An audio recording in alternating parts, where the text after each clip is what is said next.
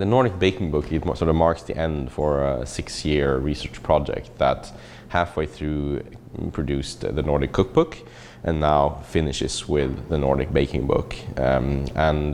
It is a documentary book about what people actually bake and eat in their homes today all across the Nordic region. It's really hard to define what baking is, it turns out.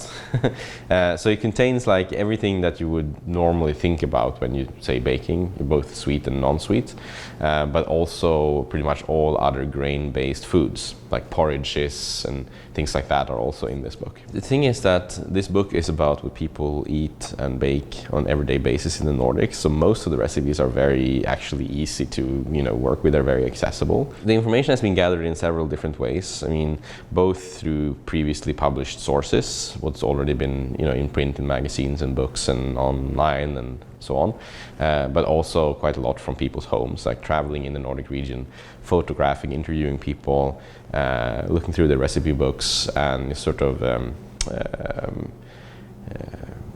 trying to get a hold of as much information as possible that to then narrow it down later on. I mean, the point with the book was to make it as representative as possible for as many people as possible and as many regions as possible in the Nordics.